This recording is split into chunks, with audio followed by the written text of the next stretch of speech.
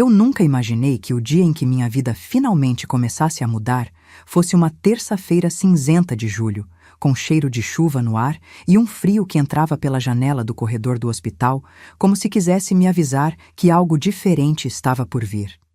Eram quase 11 da manhã quando o celular vibrou no bolso do meu jaleco branco, e eu mal terminara de trocar o soro de um paciente no quarto 12. Olhei a tela. Era Rogério. Deixei cair a chamada. Não por descuido, por escolha. Porque naquele dia, pela primeira vez em 19 anos, eu havia tomado uma decisão que ele ainda não sabia, e eu precisava que minha voz estivesse firme quando eu finalmente parasse de fugir. Deixa eu te contar como cheguei até aquela terça-feira. Porque essa história não começa num tribunal, não começa numa briga de cozinha, não começa num flagrante cinematográfico.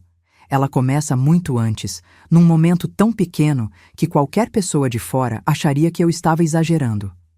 Começa numa noite de novembro de 2018, quando eu estava sentada à mesa da sala, pagando as contas do mês, e Rogério chegou em casa depois da meia-noite cheirando a um perfume que não era o meu, e quando eu perguntei de onde ele vinha, ele não respondeu.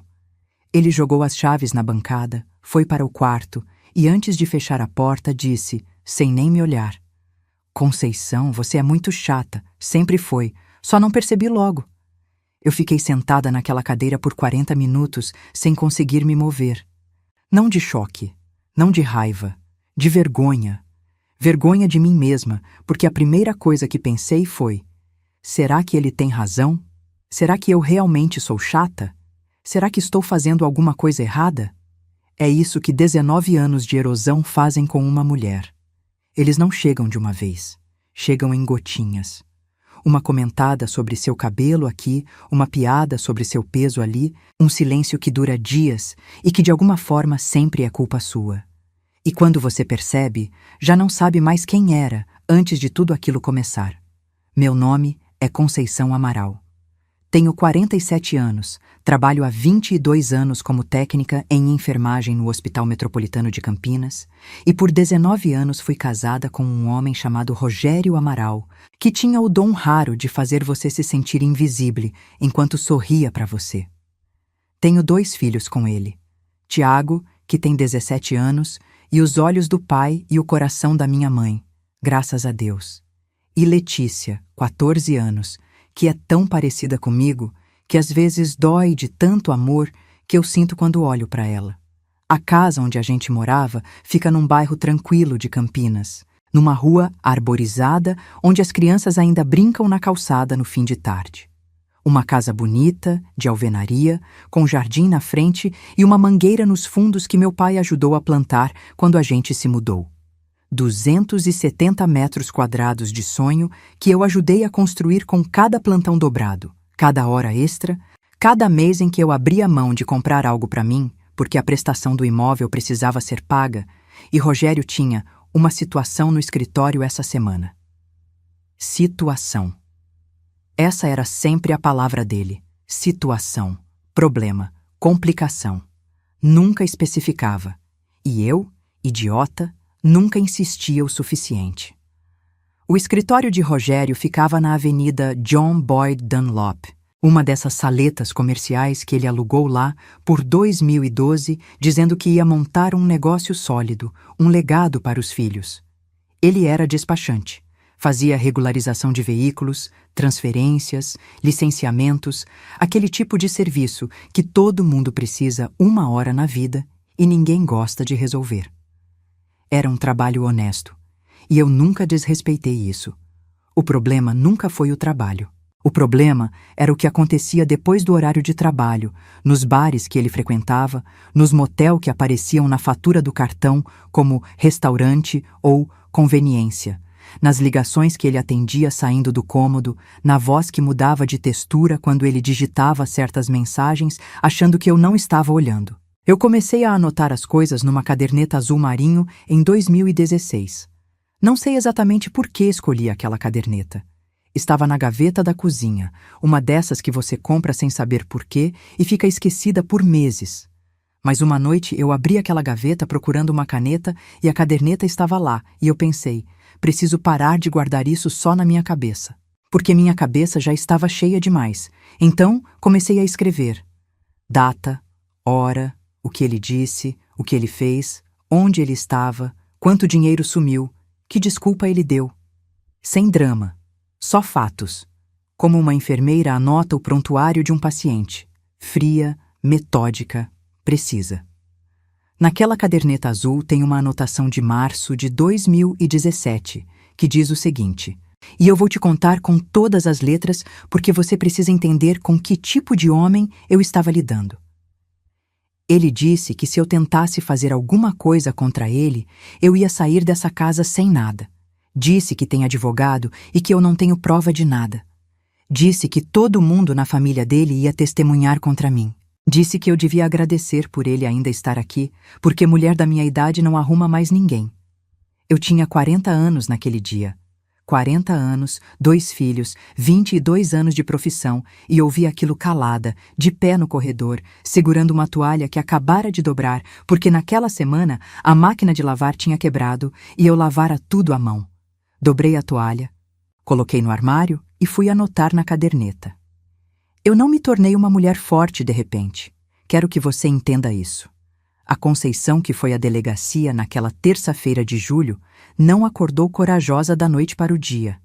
Ela foi construída aos poucos, tijolo por tijolo, numa obra silenciosa que aconteceu enquanto todo mundo dormia. Cada noite que eu chorava escondida no banheiro, depois que as crianças dormiam, e eu me olhava no espelho e me perguntava até quando foi parte dessa construção. Cada plantão de 12 horas em que eu cuidava de estranhos com mais carinho do que meu próprio marido alguma vez me cuidou, também foi parte. Foi. Cada reais da herança da minha mãe que eu escondi numa conta que ele jamais soube que existia foi um tijolo. 94 mil reais. Ela deixou para mim quando morreu em 2020. Rogério nem foi ao enterro. Disse que tinha uma reunião. A Marlene foi quem me fez enxergar o tamanho do que eu tinha nas mãos. Marlene é minha cunhada, irmã do meu primeiro namorado lá da época de escola.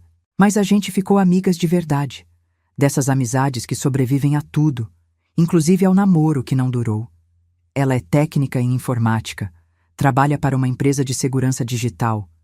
E quando eu finalmente me sentei com ela numa tarde de sábado de abril e coloquei tudo em cima da mesa, ela ficou me olhando por um longo tempo, sem dizer nada. Depois disse: "Você tá com tudo isso anotado há quanto tempo?" Eu disse: "Quase 8 anos." Ela fechou o laptop que estava usando, empurrou para o lado e disse: "Conceição, o que você tem nessa caderneta não é só desabafo, é prova. Agora me deixa te ensinar a transformar tudo isso em algo que nenhum advogado do mundo vai conseguir derrubar."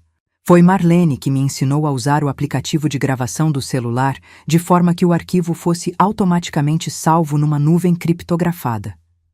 Foi ela que me mostrou como tirar print de conversas de forma que os metadados de data e hora ficassem registrados. Foi ela que organizou tudo num HD externo, classificado por data, com descrições de cada arquivo, guardado na casa dela em Americana, porque na minha casa eu não me sentia segura para guardar nada. Durante 8 meses eu gravei. Não bisbilhotei, não invadi, não menti. Apenas fui presente no lugar em que já estava e deixei o gravador ligado quando ele pensava que eu estava distraída. E então chegou aquele sábado de junho, 2024. Letícia tinha saído com uma amiga. Tiago estava no treino de futsal e Rogério não sabia que eu tinha ficado em casa porque dissera que tinha um extra no hospital. Eu não tinha. Eu tinha ficado em casa de propósito. Porque nos últimos 3 dias, Rogério tinha saído às 10 da manhã, dizendo que ia ao escritório e voltado depois das 22 sem responder mensagens. E alguma coisa dentro de mim, aquele instinto que você vai desenvolvendo depois de anos lendo as microexpressões de um mentiroso, me disse que aquele sábado seria diferente. Eu fiquei sentada na sala no escuro, das 10 às 14 horas, com o celular na mão. Às 14h22, ele mandou uma mensagem dizendo que estava fechando uma documentação importante e que não ia conseguir almoçar em casa. Eu não respondi. Às 15h14, abri o aplicativo de localização que tinha pedido para Tiago instalar no celular do pai meses atrás dizendo que era por segurança do adolescente poder localizar os pais em caso de emergência. Rogério aceitou sem questionar porque Rogério nunca imaginou que eu fosse capaz de planejar algo. O pontinho azul no mapa estava numa rua do bairro Jardim Proença que eu nunca tinha visitado. Peguei o carro. Fui. Estacionei a 2 quarteirões de distância porque minha mão estava tremendo tanto que eu não conseguia estacionar mais perto sem bater em alguma coisa. Caminhei até o endereço. Era um sobrado cor de salmão com grade preta, jasmins na calçada, o cheiro adocicado misturado com o da minha própria adrenalina. O carro de Rogério estava na frente. Eu tirei o celular do bolso, abri a câmera e filmei. O carro, a placa, o endereço da rua, a data e hora no canto da tela. Fiquei ali por 40 minutos. Às 16h07, a porta se abriu. Rogério saiu. Do lado dele, uma mulher de uns 30 e poucos anos, cabelo escuro, sorrindo, que se pendurou no braço dele na calçada, enquanto ele ria de algo que eu nunca vou saber o quê. Filmei tudo. A câmera não tremeu. Eu é que estava tremendo por dentro de um jeito que parecia que meu estômago estava sendo torcido à mão. Mas a câmera não tremeu. Voltei para casa antes dele. Sentei na mesma cadeira da sala. Quando ele entrou, sorrindo, dizendo que tinha sido um dia longo, que estava com fome, perguntando se tinha janta, eu disse que sim, que tinha, que estava no fogão. Fui para a cozinha, servi o prato, coloquei na mesa, sentei de frente para ele e fiquei olhando enquanto ele comia.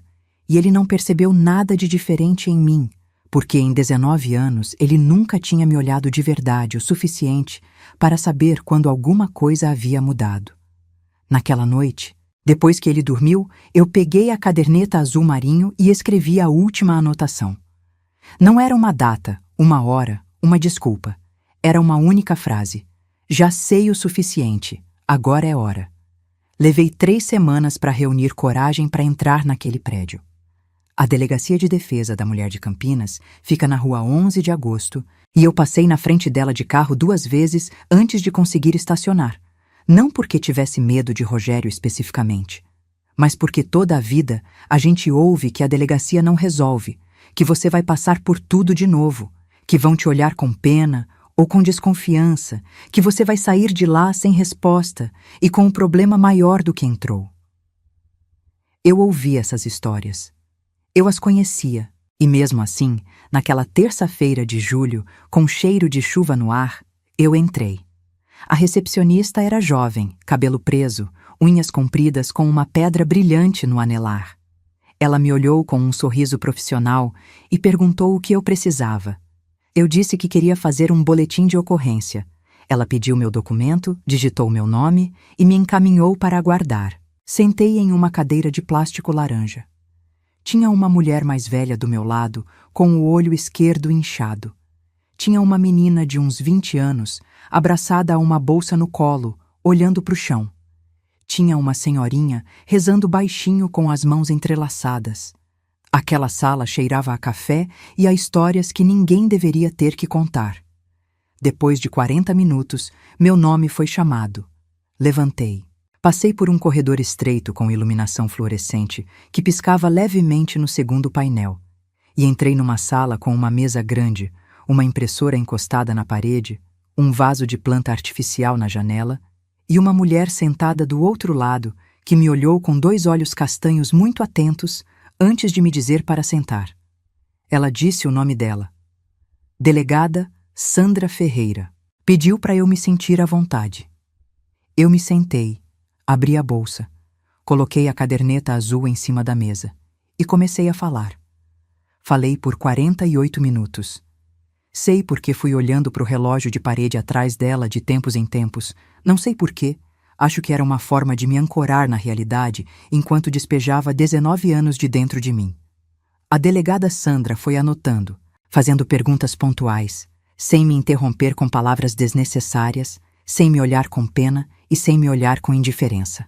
Ela olhava como quem realmente está ouvindo, sabe? Não como quem está esperando sua vez de falar, como quem está de fato presente. Em algum momento no meio da minha fala, quando eu mencionei os vídeos, ela se inclinou levemente para frente. Quando eu terminei, Ela ficou em silêncio por alguns segundos, depois abriu uma gaveta, tirou um formulário, começou a preencher. Pediu o nome completo de Rogério. Eu disse: Rogério Mendes Amaral. Ela parou de escrever, levantou os olhos do formulário. Me olhou de um jeito que eu não consigo descrever exatamente, mas que eu nunca vou esquecer. Era a mistura de algo que parecia reconhecimento, com algo que parecia determinação. Ela respirou fundo, colocou a caneta na mesa e disse com uma voz calma, controlada, mas com um peso em cada palavra que fez minha espinha gelar. Senhora Conceição, preciso te dizer uma coisa. Esse nome eu conheço bem. Esse não é o primeiro caso que chega aqui envolvendo Rogério Mendes Amaral.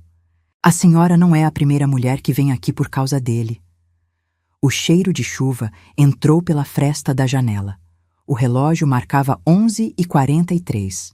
Eu senti minha mão apertar a caderneta azul como se ela fosse a única coisa sólida no mundo naquele momento, e pensei na frase que eu tinha escrito nela 3 semanas antes. Já sei o suficiente. Agora é hora. A hora havia chegado. E eu não estava sozinha. Se você quer descobrir quantas mulheres Rogério havia lesado antes de mim, o que a delegada Sandra encontrou quando abriu o arquivo com o nome dele e como o que eu guardei naquela caderneta azul por 8 anos estava prestes a mudar não só a minha vida, mas a de outras mulheres que nem me conheciam, se inscreva agora no canal e ativa o sininho, porque o que aconteceu a seguir ninguém poderia imaginar. Deixa seu like se você já passou por algo parecido. E comenta de onde você está assistindo, porque essa história está só começando e a vingança foi servida gelada.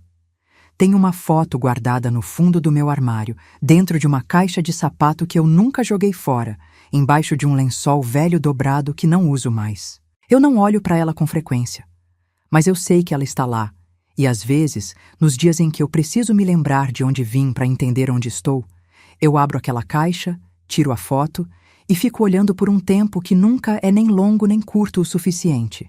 Na foto eu tenho 28 anos. Estou de vestido branco, cabelo preso com uma tiara de flores pequenas que minha mãe escolheu, sorrindo de um jeito que eu reconheço, mas que já não consigo reproduzir no espelho. Do meu lado está Rogério, de terno azul marinho, cabelo penteado, a mão na minha cintura. Ele também está sorrindo. E esse é o detalhe que sempre me detém quando olho para aquela foto. O sorriso dele parece tão genuíno que até hoje eu não consigo ter certeza se era mentira desde o início ou se a mentira veio depois, crescendo devagar como uma erva daninha que você não percebe até que já tomou conta do jardim inteiro. Eu conheci Rogério Mendes Amaral numa sexta-feira de setembro de 2003, numa festa de aniversário da filha da vizinha da minha tia Geralda, em Sumaré. Eu tinha 26 anos, trabalhava há 4 anos como técnica em enfermagem, morava num apartamento pequeno que eu dividia com mais 2 colegas do hospital. E estava num daqueles momentos da vida em que você está bem, mas não sabe ainda que está bem. Sabe? Quando você só vai descobrir o valor daquele período anos depois, olhando para trás. Eu era independente sem saber que independência era um bem precioso. Eu era leve sem perceber o peso que a leveza tem. Rogério chegou à festa com um primo que eu não conhecia. Foi apresentado ao grupo no qual eu estava. E na primeira vez que ele me olhou, disse, sem cerimônia, sem aquela encenação de conquista que os homens às vezes fazem: Você tem um dos rostos mais interessantes que eu já vi. Não disse bonito, disse interessante. E aquilo me pegou de surpresa de um jeito que bonito não teria me pegado. Porque bonito eu já havia ouvido. E bonito é descartável. Mas interessante parecia que ele tinha prestado atenção. Parecia que ele estava me vendo de verdade. Ficamos conversando por quase 3 horas naquela festa. Ele tinha 30 anos, era despachante autônomo, morava com o pai viúvo num bairro de Campinas. Falava com entusiasmo sobre os planos que tinha de abrir o próprio escritório, de construir algo sólido. Tinha um jeito calmo de falar, pausado, que eu confundi com maturidade e que só muito mais tarde entendi ser controle. Porque homens que precisam controlar as situações ao redor aprendem cedo a controlar também a própria voz, o próprio ritmo, a própria narrativa. Rogério nunca perdia o fio. nunca se contradiz na primeira conversa. Ele era um narrador muito habilidoso da própria vida. A gente namorou por 2 anos. E esses 2 anos, eu preciso ser honesta, foram bons. Não estou aqui para reescrever a história de um jeito que faça sentido só para mim. Rogério era atencioso no começo. Aparecia no hospital com lanche nas noites em que eu ficava de plantão. Ligava para saber se eu tinha chegado bem. Conheceu minha mãe e ficou quase 1 hora conversando com ela sobre o jardim dela, que ela amava tanto. E minha mãe me ligou depois dizendo que ele era um homem de valor. Eu acreditei nela. Eu acreditei nele. Não porque fosse ingênua, mas porque não havia ainda nenhuma evidência de que eu não devesse acreditar. A gente se casou em março de 2005. Cerimônia simples. No salão da igreja do bairro, com uns 60 convidados, bolo de 3 andares com flores brancas de açúcar que minha mãe ajudou a escolher, e um DJ que tocou Roberto Carlos até a meia-noite porque era o cantor favorito do pai de Rogério e a gente queria que o velho ficasse feliz. Eu me lembro do cheiro daquela noite. Perfume de rosas que alguém havia colocado nas mesas, fritura do buffet, o talco do terno do pai dele. Eu me lembro de dançar descalça porque o salto estava me machucando e Rogério tirou os sapatos também para eu não me sentir sozinha. Me lembro de pensar: esse homem vai me olhar assim pelo resto da vida. Fui uma boa profeta de quase tudo na vida. Naquilo eu errei feio. Os primeiros 3 anos de casamento foram razoáveis. Não foram os 3 anos dos filmes. Não foram perfeitos, mas eram reais e estáveis, do jeito que eu precisava que fossem. A gente tinha discussões, como todo casal tem. A gente tinha diferenças, tinha dias ruins, tinha semanas em que a comunicação falhava e a gente ia dormir sem resolver. Mas havia uma base. Eu acreditava que havia uma base. Tiago nasceu em 2006, no mês de agosto, numa madrugada de muito calor. E eu lembro de Rogério na sala de espera e de ele entrar no quarto depois do parto com os olhos marejados, segurando o filho enrolado no cobertor azul, e de eu pensar que aquele era o homem que eu tinha escolhido e que eu havia escolhido certo. Letícia veio em 2009. Gravidez mais difícil, complicações no 3º trimestre que me deixaram de repouso por 6 semanas, e foi nessas 6 semanas que eu percebi pela primeira vez uma coisa que escolhi não nomear na época. Rogério ficava inquieto em casa, não impaciente com os filhos, não com os afazeres, inquieto consigo mesmo. Ficava olhando para o celular com uma frequência que não era natural para alguém que só recebia mensagem de trabalho. Saía para tomar um ar e voltava depois de 1h30. Uma vez atendeu o telefone no banheiro com a torneira aberta e quando saiu disse que era o primo dele com problema de carro.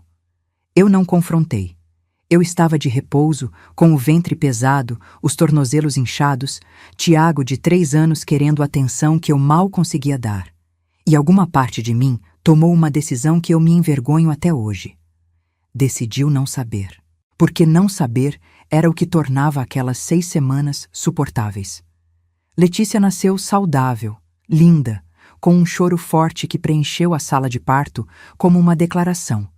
E eu voltei para a rotina. E Rogério voltou para dele. E a vida seguiu como seguem as vidas que a gente não para examinar com cuidado. Foi a partir de 2012 que as coisas começaram a mudar de textura. Não de forma dramática.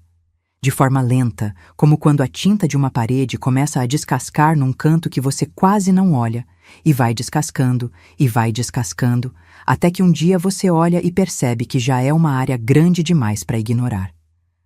Rogério abriu o escritório naquele ano, e com o escritório veio uma justificativa permanente para qualquer ausência, qualquer atraso, qualquer conta que não fechava. O escritório era um organismo vivo que devorava tempo, dinheiro e explicações.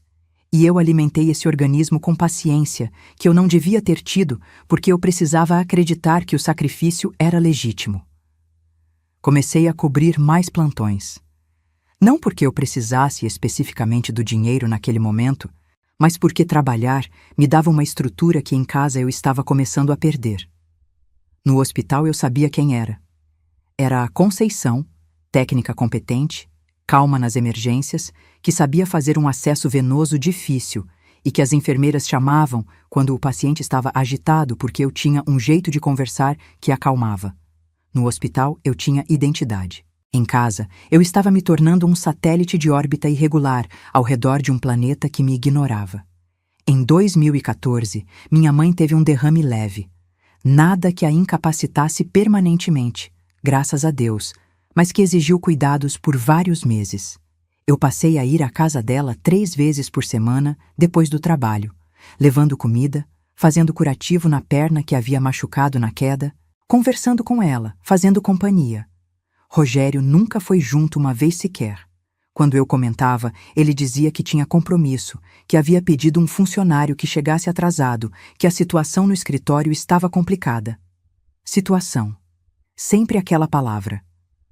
Eu comecei a odiar aquela palavra num nível que só entendo agora. Foi minha mãe quem me disse, numa tarde de 2015, enquanto eu passava creme nas mãos dela ressecadas pelo inverno. Conceição, você está ficando apagada. Eu disse que estava cansada, que era o trabalho. Ela me olhou com aqueles olhos de mãe que enxergam tudo que você tenta esconder e disse, não é o trabalho. Eu não respondi, mas fiquei pensando naquilo por semanas. Apagada. Era a palavra certa. Eu estava ficando apagada. Foi em 2016 que encontrei a primeira prova concreta. Não foi uma mensagem no celular, não foi um bilhete, não foi batom em camisa. Foi uma transferência bancária. Eu estava organizando os documentos do imposto de renda, procurando um comprovante que Rogério tinha dito que estava na pasta azul da escrivaninha. E na pasta azul não estava o comprovante, mas estava um extrato bancário de uma conta que eu não conhecia. Uma conta no nome dele, num banco diferente do nosso, com movimentações mensais que somavam entre R$ 2.000 e R$ 3.500 em transferências para uma mesma chave Pix. Durante pelo menos 18 meses consecutivos, pelos extratos que eu vi, eu fotografei tudo com o celular antes de colocar de volta exatamente como estava. Minha mão não tremeu.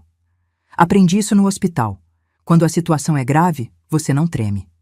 O tremor vem depois, quando a emergência passa. Naquela noite eu abri a caderneta azul pela primeira vez. Nos meses seguintes eu fui construindo o mapa, com cuidado, sem pressa, sem deixar que ele percebesse que eu estava olhando. Descobri que a chave Pix pertencia a uma mulher que chamarei aqui de Fernanda, 32 anos, manicure, moradora do bairro Jardim São Marcos. Não vou dizer como descobri o nome dela, porque não é relevante para a história e porque o método foi legal, mas ela não tem culpa do que Rogério fez. Fernanda, pelo que eu consegui entender, foi a primeira, não a única.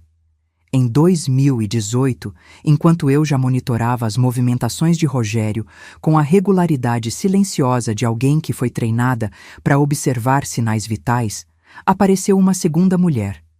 Essa eu descobri porque ele esqueceu de apagar uma conversa no WhatsApp web que ficou aberta no computador da sala enquanto ele foi atender o telefone. Eu tinha ido buscar meu carregador na escrivaninha, olhei para a tela e estava lá.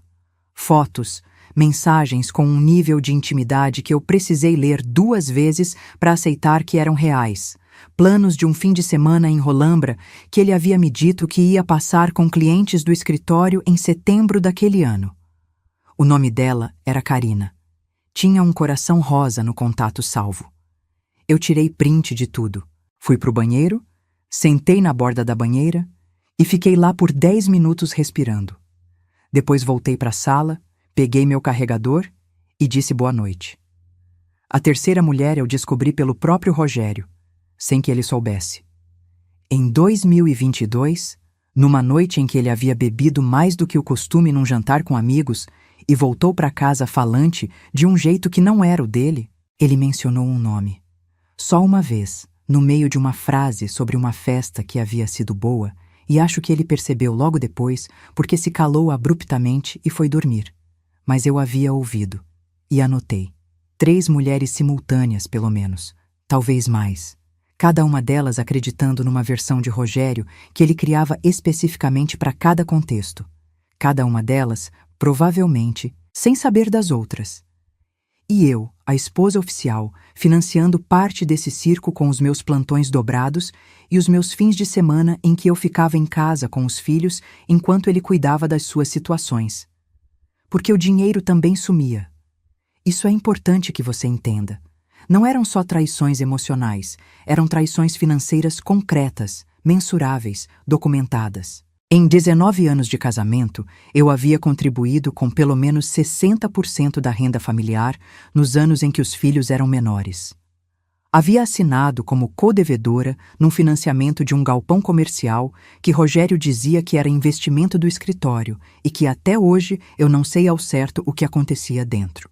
Havia aberto mão de fazer uma pós-graduação em 2017 porque ele disse que o momento não era bom financeiramente.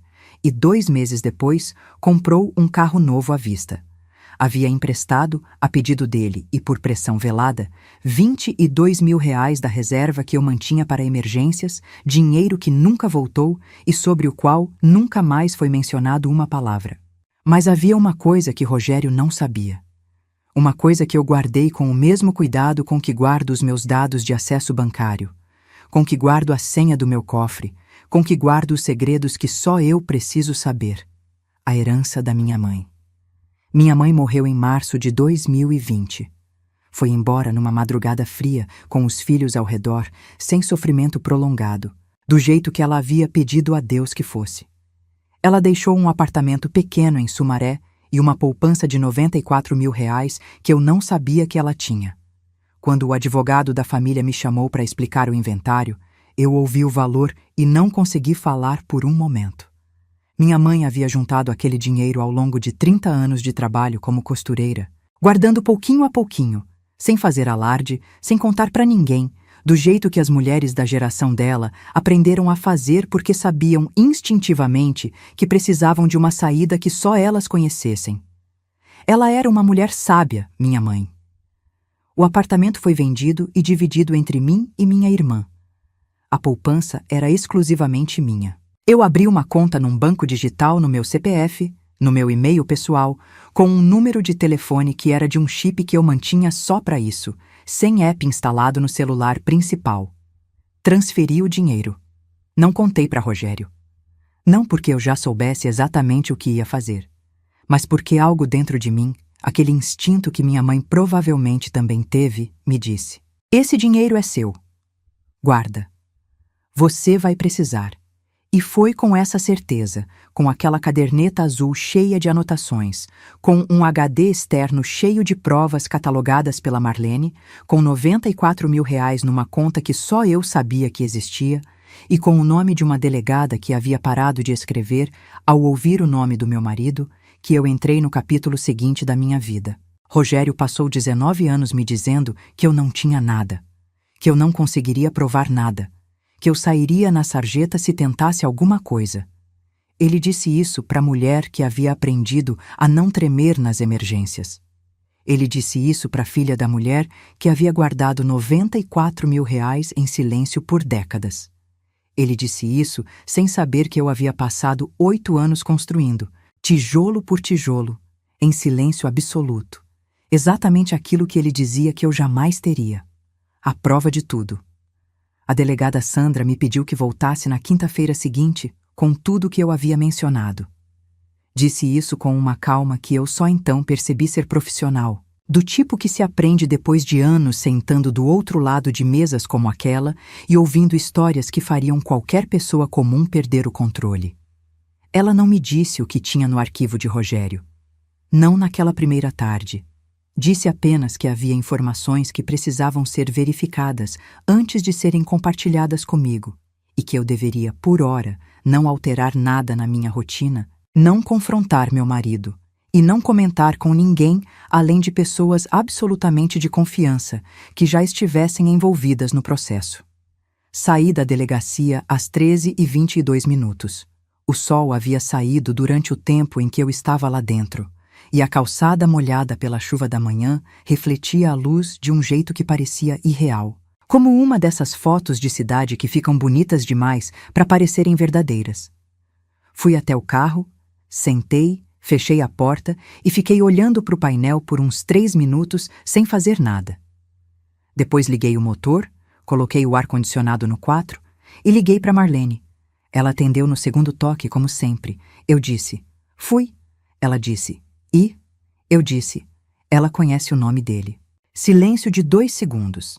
Depois Marlene disse, com aquela voz dela que mistura pragmatismo com um carinho que ela nunca admite ter. Então, agora a gente trabalha. E foi exatamente isso que a gente fez.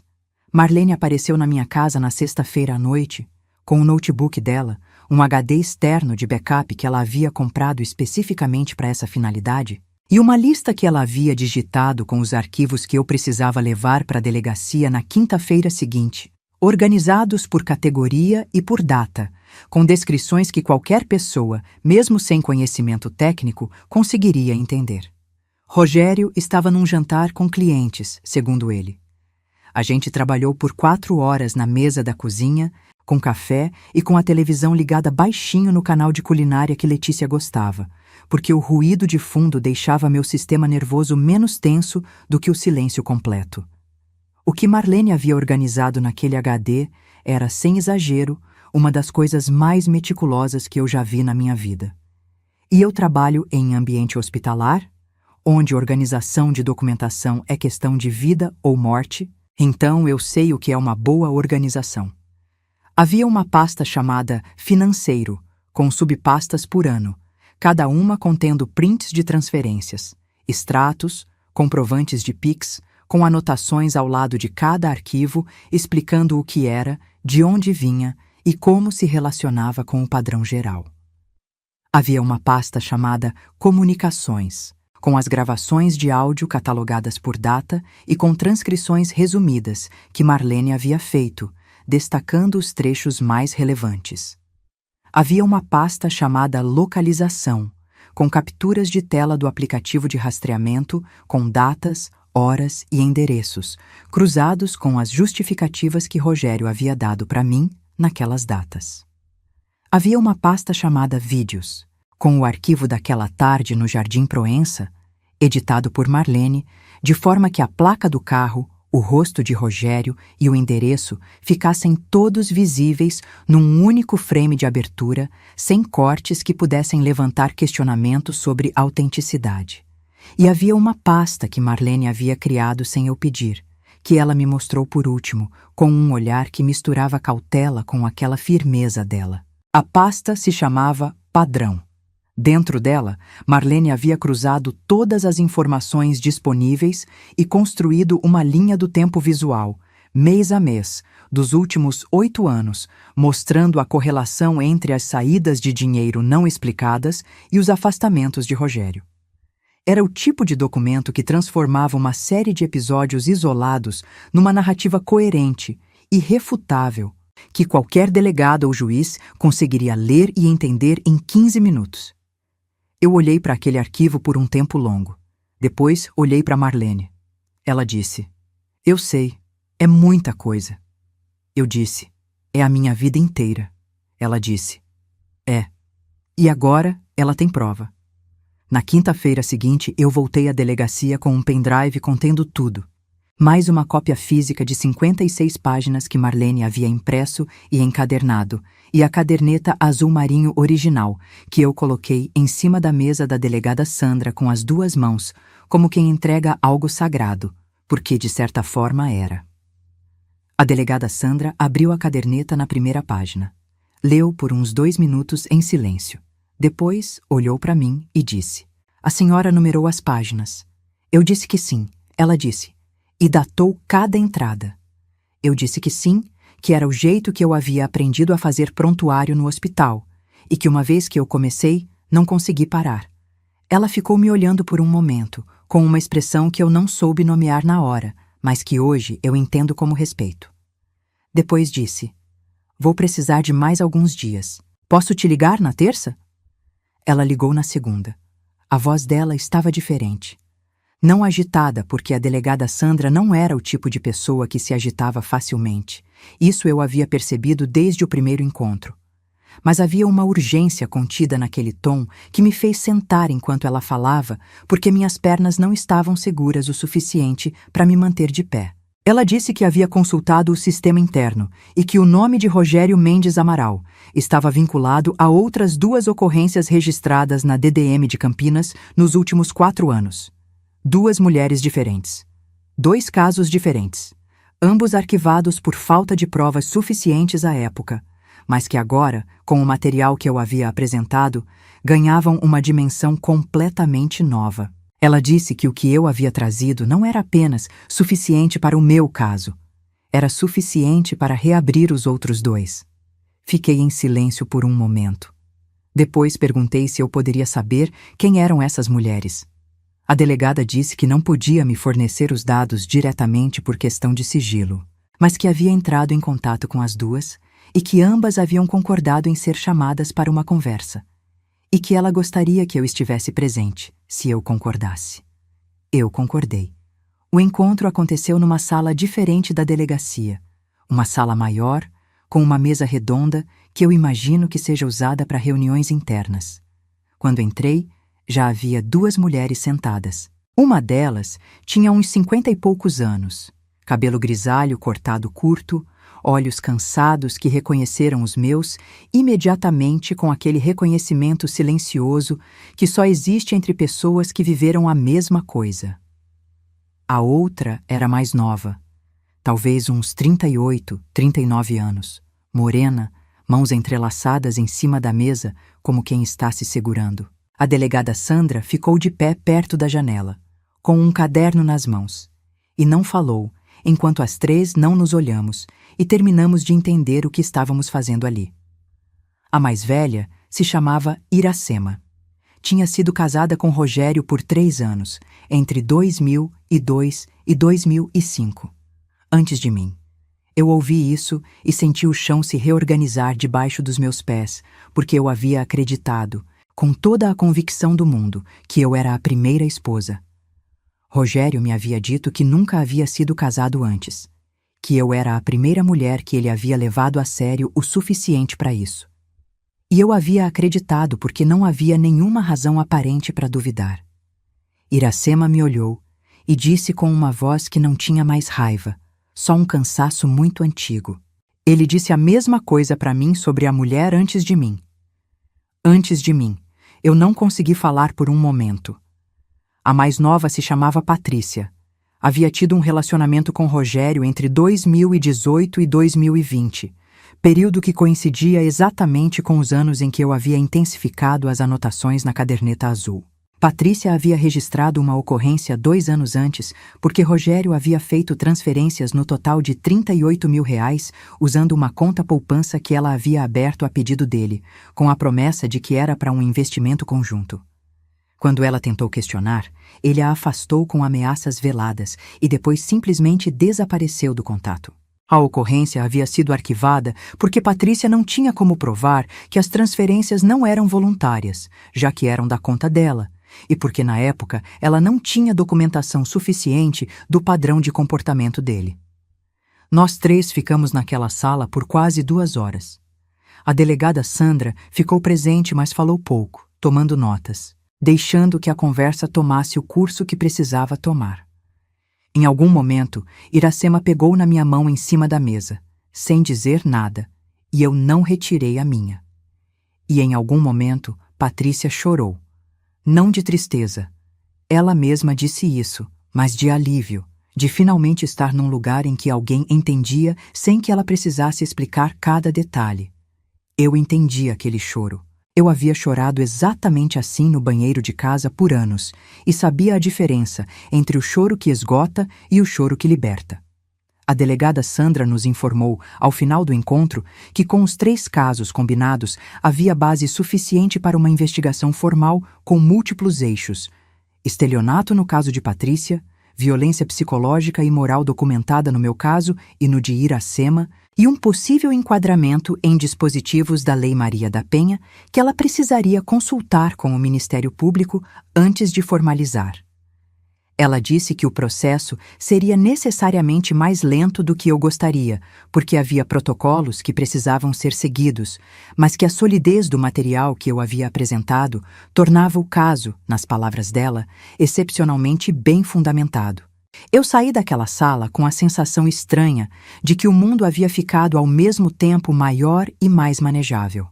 Maior porque eu havia descoberto que a história que eu pensava ser só minha era, na verdade, compartilhada de formas que eu não imaginava. Mais manejável porque agora havia outras mãos além das minhas segurando o que precisava ser sustentado. Marlene estava me esperando do lado de fora, encostada no carro, tomando café num copo descartável. Quando me viu, ela jogou o copo no lixo e veio na minha direção com aquela caminhada decidida dela.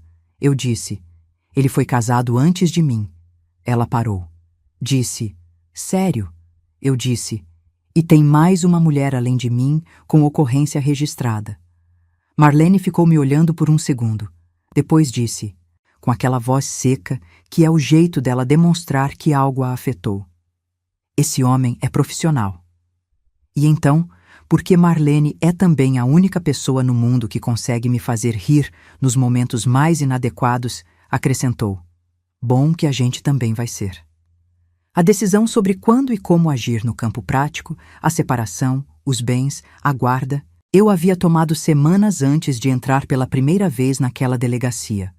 Tinha consultado uma advogada chamada doutora Beatriz Cunha, indicada pela assistente social do hospital onde eu trabalhava, especializada em direito de família e com experiência específica em casos que envolviam patrimônio a ser partilhado em contexto de violência patrimonial. A doutora Beatriz era uma mulher de uns 55 anos, cabelo preto curto, óculos de armação fina, que me ouviu na primeira consulta sem interromper e no final disse: "A senhora fez a coisa certa em documentar tudo. Agora me deixa trabalhar." A doutora Beatriz havia me orientado sobre algo fundamental que eu não sabia. No Brasil, a violência patrimonial é reconhecida como uma das formas de violência doméstica previstas na Lei Maria da Penha.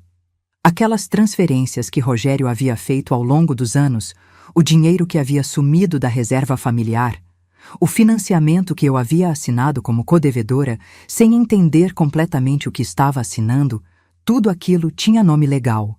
E nome legal significava que podia ser pleiteado num processo de divórcio, de forma a garantir que eu não saísse, como ele havia prometido que eu sairia, sem nada. Ela havia também me orientado sobre a questão da casa. A casa onde a gente morava estava no nome dos dois. O galpão comercial estava só no nome de Rogério. Havia, no entanto, documentação que eu havia encontrado na pasta azul da escrivaninha 2 anos antes, que eu havia fotografado e que a Marlene havia catalogado na pasta financeiro, que sugeria que parte do capital inicial usado para adquirir o galpão havia vindo de uma conta conjunta que Rogério havia encerrado unilateralmente em 2015 sem me informar. Isso, segundo a doutora Beatriz, era relevante o suficiente para ser arguído. O plano era o seguinte, e eu vou te contar porque você precisa entender que isso não foi impulso, não foi desespero, não foi uma reação emocional de uma mulher que havia chegado no limite. Foi estratégia, fria, pensada, construída ao longo de meses com a ajuda de pessoas competentes e com o material que eu havia reunido durante anos. A doutora Beatriz protocolaria o pedido de divórcio litigioso na segunda-feira seguinte. Junto com o pedido, ela apresentaria ao juiz uma medida cautelar para bloqueio preventivo dos bens do casal, impedindo que Rogério vendesse ou transferisse qualquer patrimônio enquanto o processo corresse.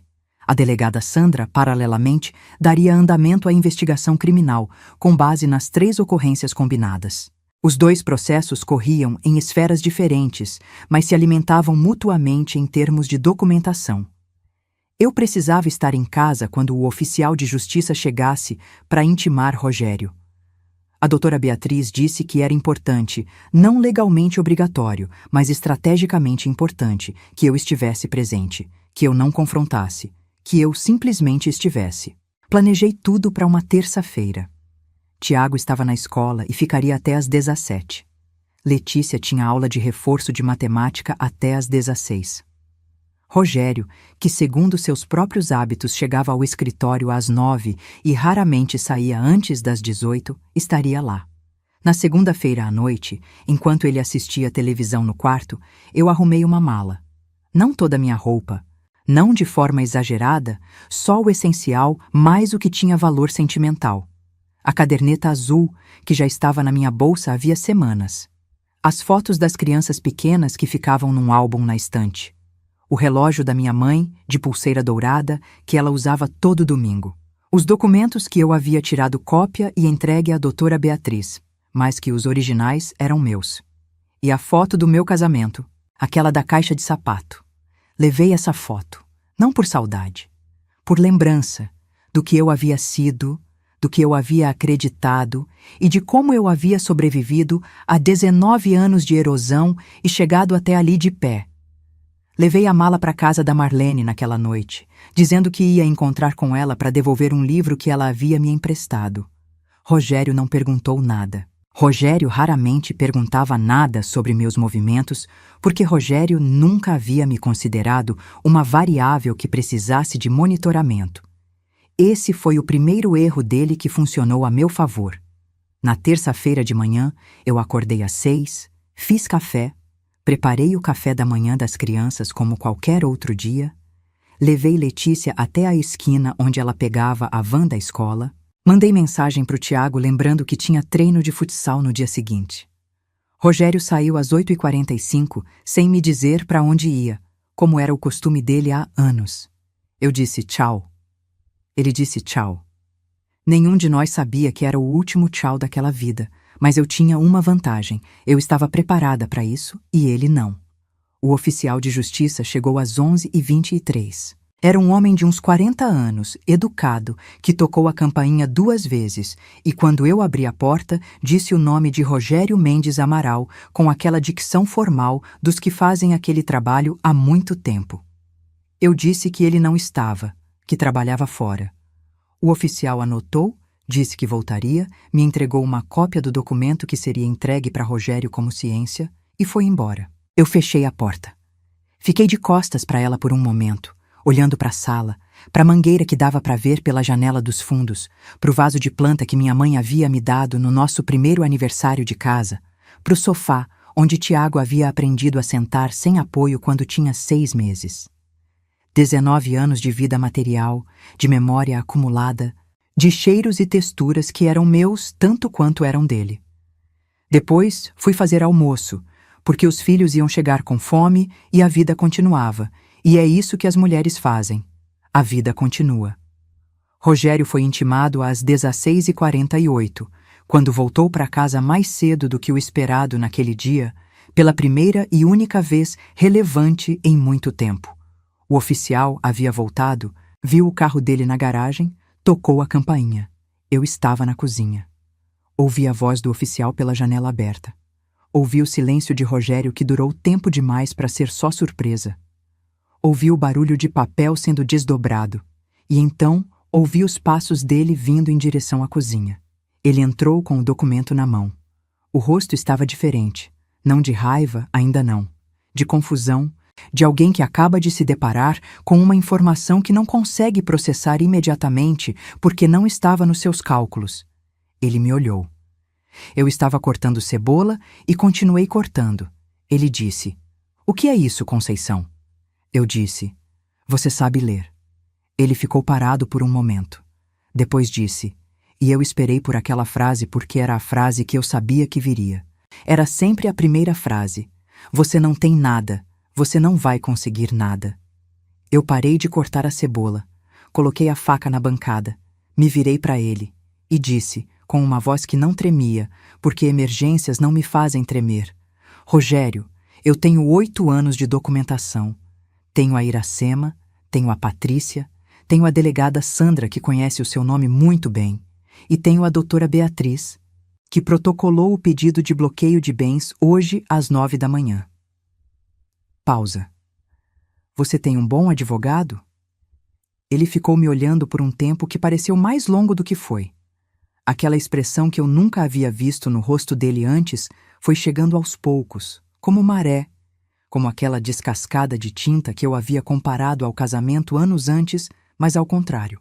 Era a certeza chegando no lugar da negação, e ela chegou devagar e foi feia de ver. E eu não senti satisfação nisso. Senti apenas o peso leve, contraditório, mas real, de quem finalmente colocou um fardo no chão depois de carregar tempo demais. Ele tentou falar mais 3 vezes naquela noite. 2 vezes eu disse que qualquer comunicação deveria ser feita através da doutora Beatriz. Na terceira vez, quando ele mudou o tom e tentou uma aproximação diferente, mais suave, começando uma frase com "Conceição, a gente pode conversar sobre isso, a gente pode resolver", eu peguei a bolsa, o casaco, e disse que ia dormir na casa da Marlene, que as crianças sabiam onde me encontrar, que ele deveria ligar para um advogado. Saí pela porta da frente. A mangueira dos fundos estava com vento naquela noite, e eu a ouvi se movendo enquanto andava para o carro. O cheiro do jardim, aquele cheiro de terra úmida e grama e flor de jasmim que minha mãe havia plantado no canteiro da frente no primeiro verão, entrou pelas minhas narinas como uma despedida que o jardim me fazia sem saber. Entrei no carro, liguei o motor, e pela primeira vez em 19 anos, dirigi sem me perguntar o que ele estava fazendo, o que ele estava pensando, o que eu teria que justificar quando chegasse. Dirigi apenas, e o silêncio dentro daquele carro foi o silêncio mais inteiro que eu havia sentido em muito tempo. A primeira ligação de Rogério para a doutora Beatriz aconteceu na manhã seguinte, às 8h12. Ela me contou isso com a neutralidade profissional de quem está acostumada a esse tipo de movimento, mas acrescentou com um leve aceno de cabeça que eu interpretei como aprovação que ele havia ligado sem advogado no próprio celular e que havia tentado, nas palavras dela, resolver informalmente. A doutora Beatriz havia dito a ele, com toda a cordialidade técnica que a situação exigia, que qualquer proposta de resolução deveria ser apresentada por escrito, através de representação legal, e que ela aguardava o contato do advogado dele para as tratativas cabíveis. Havia desligado em seguida. Ela me contou isso sentada do outro lado da mesa do escritório dela, que ficava num conjunto comercial no centro de Campinas, numa sala com estantes de livros jurídicos do chão ao teto e uma planta de folha larga no canto que parecia saudável demais para um ambiente interno, o que me fez pensar que ela era o tipo de pessoa que cuidava bem das coisas sob sua responsabilidade. Eu gostava da doutora Beatriz com aquele tipo de afeição prática que se desenvolve por pessoas que fazem bem o que fazem e não perdem tempo com o que não serve. Ela me explicou o que viria a seguir com a clareza de quem sabe que informação bem dada é parte do trabalho. A medida cautelar de bloqueio de bens havia sido deferida pelo juiz na tarde anterior, o que significava que Rogério estava legalmente impedido de vender, transferir, hipotecar ou de qualquer forma dispor dos bens em nome do casal ou em nome próprio enquanto o processo de divórcio corresse. Isso incluía a casa, o galpão, os veículos e qualquer conta bancária vinculada ao seu CPF que fosse identificada no sistema. A doutora Beatriz havia solicitado também uma quebra de sigilo bancário que dependia de autorização judicial e levaria algumas semanas, mas que quando viesse nos daria acesso ao histórico completo das movimentações de Rogério nos últimos 5 anos, cruzando com o que eu já havia documentado. Perguntei sobre as crianças. Era o que mais pesava. Era o que havia pesado desde o primeiro dia em que eu abri aquela caderneta azul e comecei a entender que aquele casamento tinha prazo de validade. A doutora Beatriz disse que havíamos solicitado guarda compartilhada com residência principal na minha casa e que, dado o histórico de ausência documentada de Rogério na rotina dos filhos, havia boas perspectivas de que o juiz concordasse com esse arranjo. Ela havia incluído nos autos declarações do colégio de Letícia e do clube de futsal de Tiago, obtidas legalmente, que demonstravam que era eu quem aparecia nas reuniões, nas apresentações, nos eventos, quem assinava as autorizações, quem estava presente. Rogério aparecia nos registros com uma frequência que a doutora Beatriz descreveu, com precisão clínica, como estatisticamente irrelevante. Quando saí do escritório dela naquela manhã, o sol estava forte e o calçadão do centro estava cheio daquele movimento de dia útil que sempre me pareceu a prova de que a vida tem uma teimosia bonita. continua acontecendo independentemente de qualquer coisa que você esteja atravessando. Comprei um caldo de cana numa barraquinha porque estava com sede e porque minha mãe dizia que caldo de cana resolvia qualquer coisa que não tivesse solução médica. Fiquei tomando devagar, de pé, olhando o movimento da rua e pensei nela. Pensei na caderneta que ela havia guardado R$ 94 mil em silêncio por 30 anos. Pensei que eu havia feito, à minha maneira, a mesma coisa. E que talvez isso fosse o legado mais honesto que uma mãe pode deixar para uma filha. Não a certeza de que tudo vai dar certo, mas a habilidade de se preparar para quando não der. Rogério contratou um advogado. O nome era Dr. Fábio Assunção e, pela reputação que a doutora Beatriz levantou rapidamente, era um profissional que trabalhava muito com mediação e acordos, o que ela interpretou como um sinal de que Rogério havia recebido uma avaliação realista da situação e estava calibrando as expectativas. A primeira proposta chegou por escrito na segunda semana. Ele ficaria com o galpão, eu ficaria com a casa, sem pensão, guarda compartilhada igualitária, cada um arcando com suas próprias custas. A doutora Beatriz me ligou para me informar. Leu a proposta com a mesma entonação que ela usaria para ler uma lista de compras. Quando terminou, perguntou o que eu achava. Eu disse que achava que ele ainda não havia entendido a dimensão do que estava acontecendo. A doutora Beatriz concordou, com um tom que eu interpretei como satisfação contida, e disse que ia redigir a contraproposta. A contraproposta estabelecia o seguinte: 60% do valor de avaliação da casa para mim, 40% para ele, a ser pago em parcelas num prazo definido caso ele quisesse manter o imóvel, ou venda com divisão proporcional caso não conseguisse arcar. 50% do valor do galpão a ser levantado na perícia, sob o argumento da origem compartilhada do capital inicial que eu havia documentado. Pensão alimentícia para os filhos no valor de R$ 4.200 mensais, reajustável anualmente pelo INPC. Guarda compartilhada com residência principal comigo. Ressarcimento de R$ 22 mil referentes ao valor emprestado e nunca devolvido, com correção monetária. E, por fim, reconhecimento formal nos autos de que havia ocorrido violência patrimonial, o que tinha implicações tanto no processo civil quanto no criminal que corria paralelamente na delegacia. O Dr. Fábio demorou 4 dias para responder. Quando respondeu, pediu prazo adicional de 10 dias úteis, o que a doutora Beatriz me disse ser linguagem jurídica para meu cliente está em choque e precisa de tempo para aceitar a realidade. Naqueles 10 dias, Rogério tentou me contatar 4 vezes. 2 por mensagem, que eu não respondi. 1 por ligação, que eu não atendi. E uma vez pessoalmente, aparecendo na frente do hospital às 17h20 de uma quinta-feira, quando eu estava terminando o plantão. Eu o vi do corredor, pela janela de vidro que dava para a entrada, antes que ele me visse. Fiquei ali por um momento, olhando para aquele homem de 51 anos encostado no próprio carro, com as mãos no bolso, e tentei encontrar dentro de mim alguma coisa que ainda vibrasse no registro de medo ou de afeto, porque por 19 anos essas eram as 2 frequências em que eu havia operado em relação a ele, alternando entre as 2 sem nunca ter controle sobre qual estava ativa. Não encontrei nenhuma das 2. Encontrei algo diferente, mais quieto, mais estável. Encontrei distância. A distância que não é frieza é simplesmente o espaço que se abre quando você para de carregar algo pesado e seus ombros finalmente têm rum para se endireitar.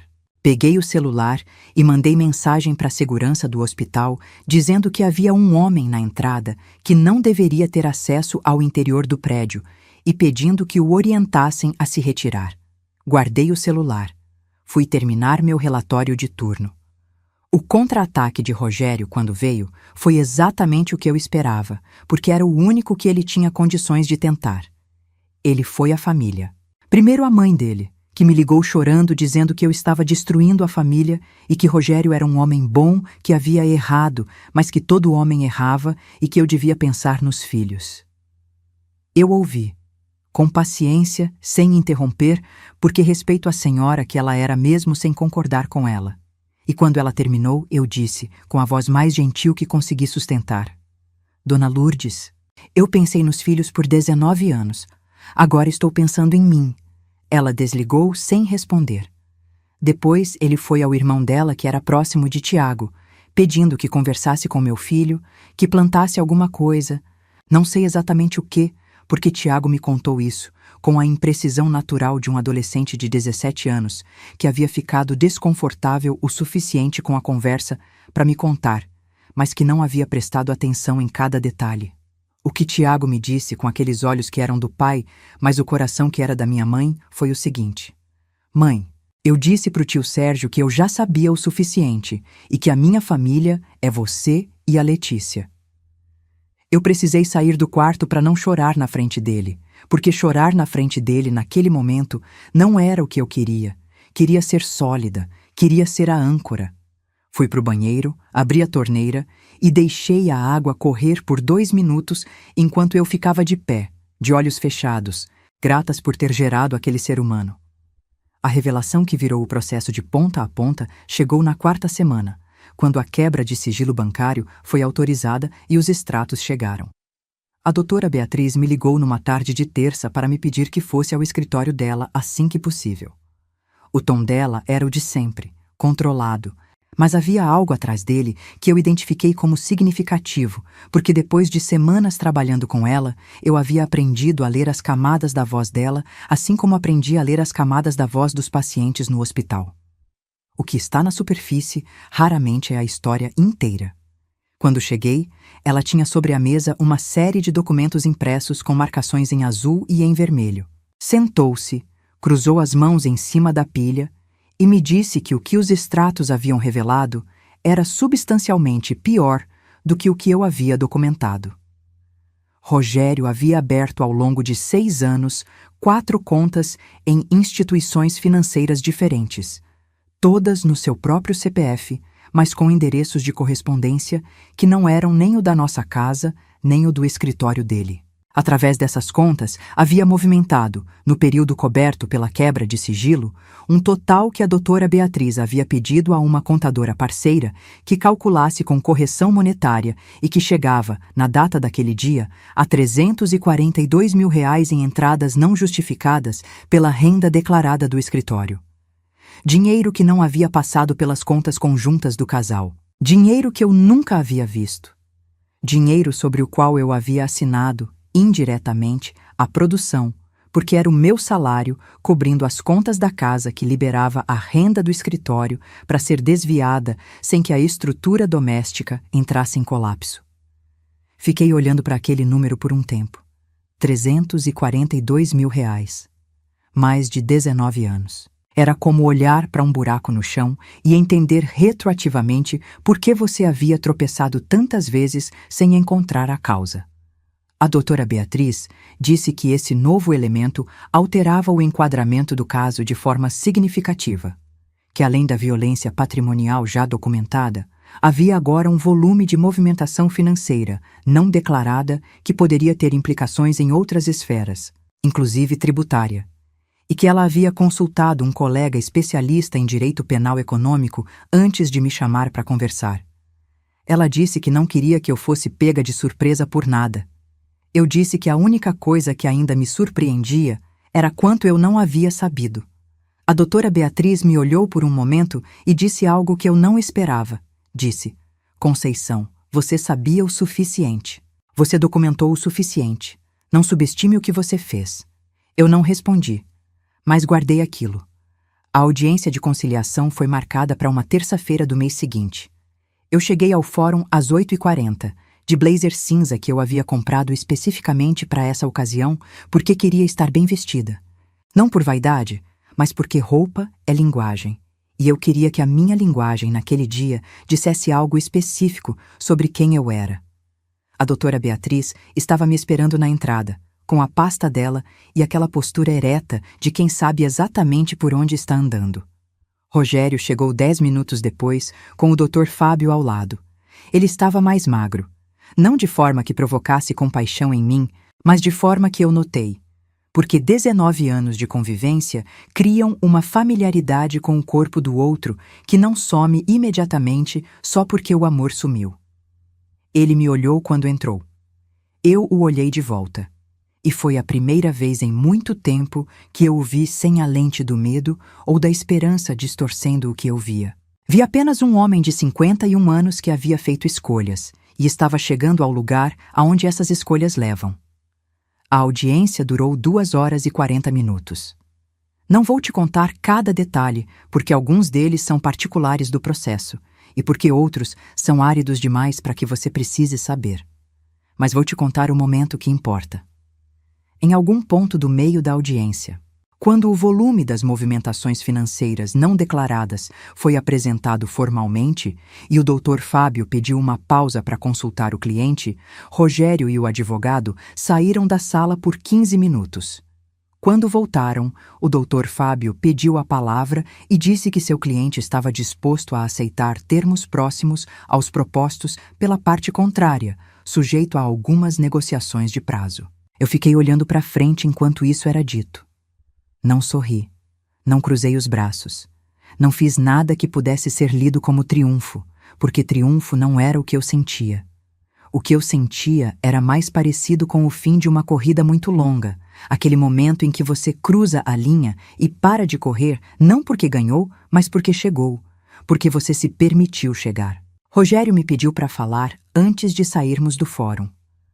O Dr. Fábio havia ido resolver algo com o cartório e a doutora Beatriz estava ao meu lado, mas levemente afastada, contato profissional. Eu disse que podia falar. Ele ficou me olhando por um momento como quem está procurando por onde começar uma frase que não tem começo bom, e então disse, com uma voz que era mais baixa do que eu havia ouvido nele em muito tempo. Eu não achei que você fosse capaz disso. Eu o olhei e disse, eu sei, esse foi o seu maior erro. Ele não respondeu.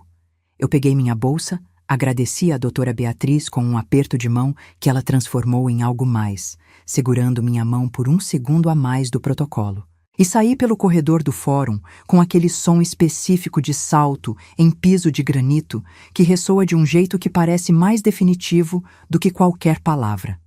Do lado de fora, o sol estava do mesmo jeito que havia estado na primeira vez que saí da delegacia, forte e irreal, e o mundo continuava com sua teimosia bonita de sempre. Peguei o celular e mandei uma mensagem para Marlene com 3 palavras. Chegamos lá, nós. Ela respondeu em menos de 1 minuto com 4. Sabia que chegávamos.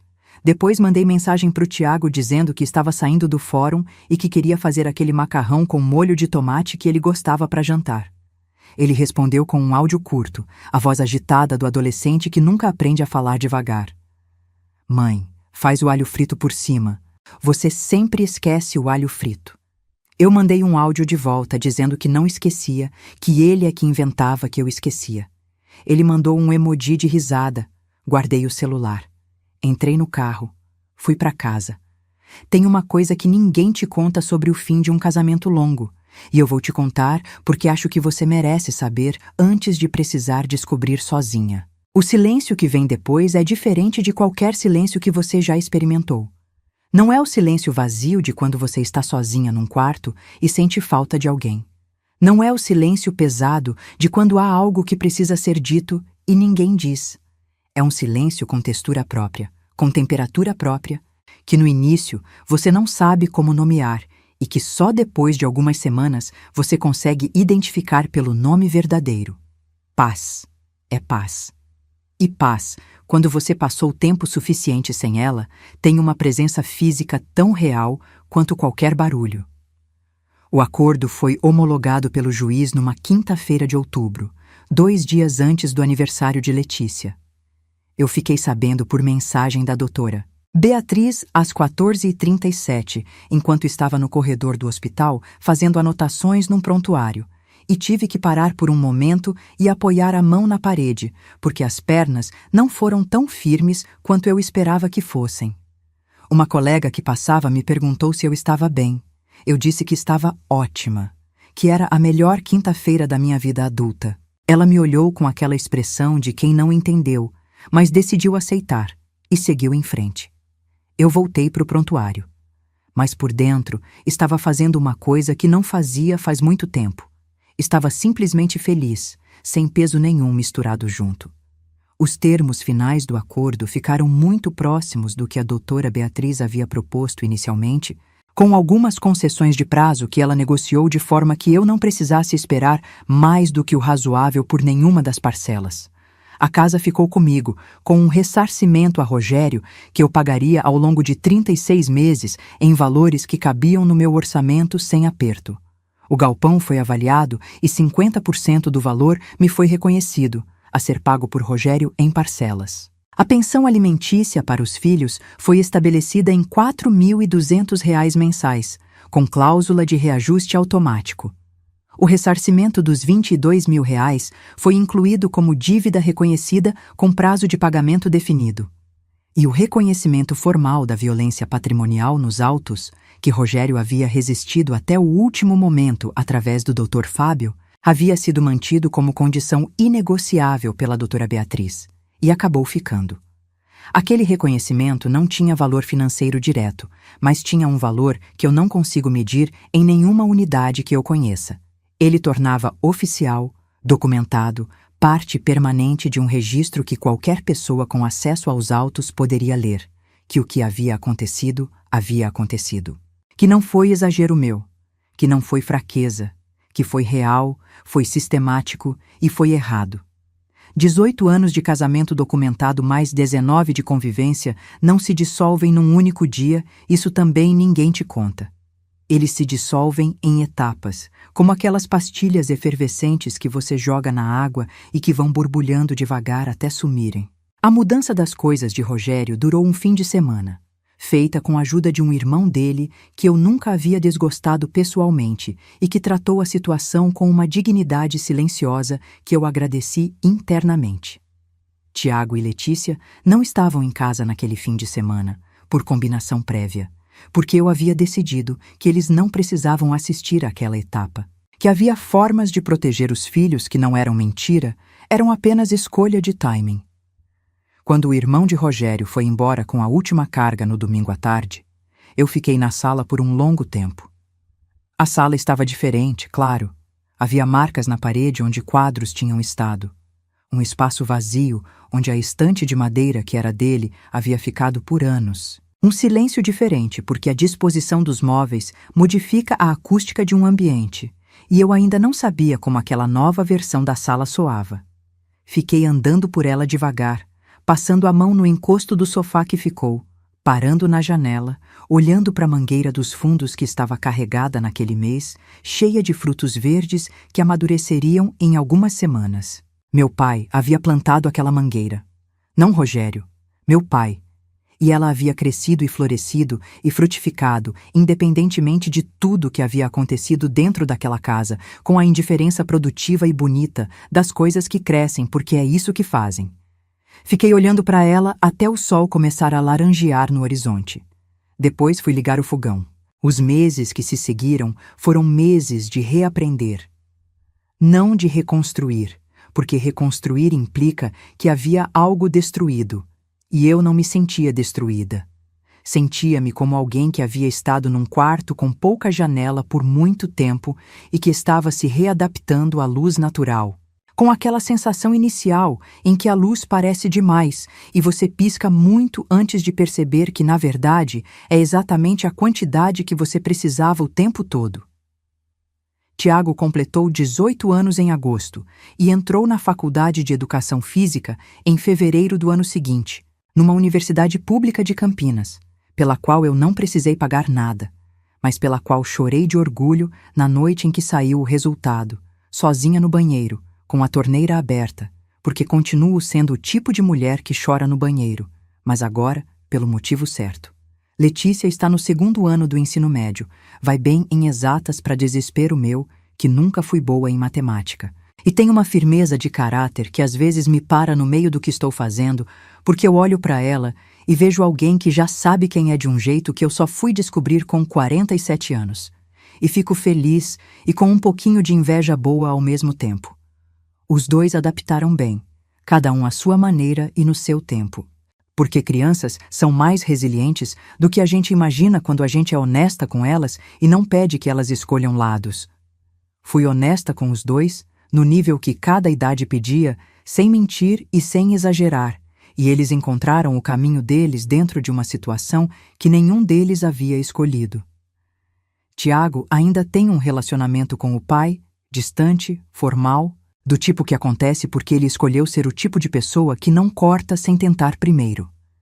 Letícia ainda está processando, e eu dou a ela o espaço que precisa, porque processar no próprio ritmo é um direito que eu não tive e não vou negar a ela. Iracema e eu continuamos em contato. Viramos aquele tipo de amizade improvável que nasce de circunstâncias que ninguém escolheria, mas que tem uma profundidade que as amizades nascidas de circunstâncias leves raramente alcançam. Ela mora em Hortolândia, trabalha como professora de educação infantil, tem um cachorro chamado Biscoito, que ela fotografa com uma frequência que eu considero excessiva, mas que eu entendo porque o amor precisa ir para algum lugar. A gente toma café por videochamada, uma vez por mês, e conversa sobre coisas que não têm nada a ver com Rogério, o que é a forma mais completa de superação que eu conheço. Quando a história que te conectou a alguém deixa de ser o único assunto de vocês. Patrícia foi a surpresa mais bonita de tudo isso. O processo dela foi reaberto com base no material combinado, e no final, ela conseguiu reaver 26 dos 38 mil reais que havia perdido, com os 6 mil de diferença reconhecidos como impossibilidade de recuperação integral, mas com a satisfação de ter o reconhecimento formal da lesão. Ela me mandou uma mensagem no dia em que o juiz proferiu a decisão que dizia apenas: "Obrigada por ter ido à delegacia." Eu li aquela mensagem 3 vezes. Depois respondi: "Obrigada por ter registrado na época, mesmo sem prova suficiente. Sem o seu registro, o meu caso seria diferente." Ela mandou um coração, eu mandei um de volta. Às vezes é assim. 2 corações numa tela pequena contendo uma quantidade de coisa que nenhuma palavra conseguiria carregar. Rogério, pelo que chega até mim pelos canais inevitáveis de uma cidade do tamanho de Campinas, onde todo mundo conhece alguém que conhece alguém, não está bem. Não vou mentir dizendo que isso não me afeta, porque me afeta, mas não da forma que eu esperava que me afetasse. Não me afeta com pena, nem com satisfação. Me afeta com aquela tristeza distante e impessoal que você sente quando ouve que alguém que você não conhece bem atravessou consequências difíceis por escolhas que fez. Porque é isso que ele se tornou para mim, finalmente. Alguém que eu não conheço bem. O processo de estranhamento é lento e real e às vezes dói em lugares que eu não esperava, mas é honesto. E honestidade é o que eu escolho agora em tudo. O escritório dele está em dificuldade. As parcelas do acordo atrasaram por 2 meses no início do ano e a doutora Beatriz acionou o mecanismo legal previsto para esse caso, com uma velocidade que me mostrou que ela havia previsto essa possibilidade e se preparado. As parcelas voltaram a vir. Não vou fingir que não acompanho isso com atenção, porque financeiramente essas parcelas fazem diferença na minha vida, e eu aprendi, com custo alto, que ignorar dinheiro não é humildade, é descuido.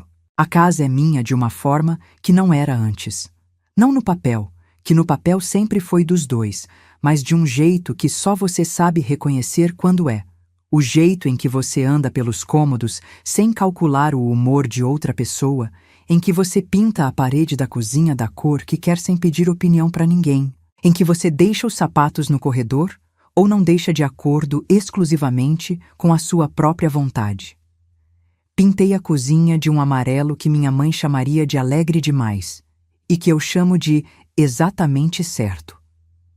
Comprei uma poltrona de leitura que ficou no canto da sala, onde antes havia a estante de madeira que era dele. E à noite, quando os filhos estão nos quartos e a casa está quieta, eu sento nessa poltrona com um livro e uma xícara de chá e fico ali por quanto tempo quiser, sem me perguntar nada. A caderneta azul marinho está na gaveta da minha mesa de cabeceira. Não a releio com frequência. Mas sei que está lá, e às vezes, quando acordo no meio da noite e o escuro do quarto tem aquele peso que o escuro tem quando a mente não quer descansar, eu coloco a mão nela por fora da gaveta, sem abrir, como quem confirma que algo importante ainda está onde deixou. Ela é o registro de quem eu fui e do que eu suportei, e de como eu não parei. Não vou jogá-la fora.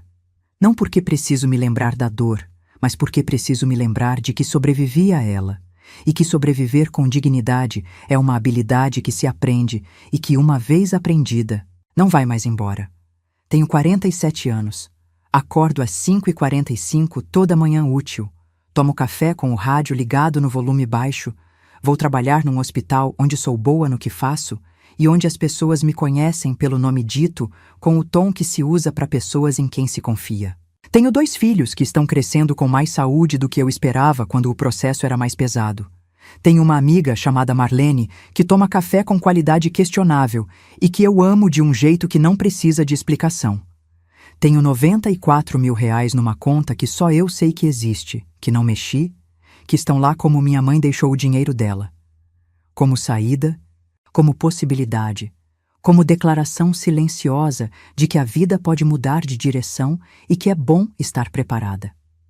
E tenho, pela primeira vez em muito tempo, aquela coisa simples e enorme que é acordar de manhã sem o peso de uma mentira que não é minha em cima do peito. Sem calcular o que dizer, o que esconder, o que fingir não saber, sem me perguntar quem ele é hoje e o que isso vai custar para mim amanhã. Apenas acordar. Apenas ser. Apenas minha. Se tem uma coisa que eu quero que você leve dessa história, não é a vingança, não é o processo, não é o número do advogado ou os artigos da lei. É isso. Você sabe mais do que acredita que sabe. Aquele instinto que você chama de paranoia, que as pessoas ao redor às vezes chamam de exagero, que você mesma aprende a desconfiar depois de anos sendo convencida de que o problema está em você e não no que você está vendo, ele é real. Confie nele. Cuide dele. E se um dia você precisar, documente, porque nenhum homem, nenhum relacionamento, nenhuma promessa feita num salão de festas com rosas e Roberto Carlos e um bolo de 3 andares vale o custo de você deixar de ser quem você é. Dignidade não se negocia. Isso não é frase de bordão. É o que eu aprendi com 19 anos, uma caderneta azul, R$ 94.000 guardados em silêncio por uma mulher que costurava de dia e sonhava de noite que a filha um dia ia entender o que ela estava fazendo, e uma delegada que parou de escrever ao ouvir um nome e me olhou de um jeito que me disse, sem palavras, que eu não estava errada, nunca havia estado errada e que finalmente havia chegado na hora certa. Você também vai chegar. Se essa história tocou seu coração, se você se identificou em algum momento dessa jornada, deixe seu comentário aqui embaixo contando de onde você está assistindo e o que mais tocou você. Compartilhe esse vídeo com aquela amiga, prima, vizinha que precisa ouvir essa mensagem. Que dignidade não se negocia, que amor próprio vem primeiro e que nunca é tarde para recomeçar. Deixa seu like, se inscreve no canal e ativa o sininho para não perder as próximas histórias. Porque aqui a gente não conta histórias vazias, a gente conta histórias que transformam, que curam, que lembram você de quem você realmente é, uma mulher forte, capaz e merecedora de todo o amor do mundo. Um abraço apertado no seu coração e lembre-se, você é mais forte do que imagina. Até a próxima.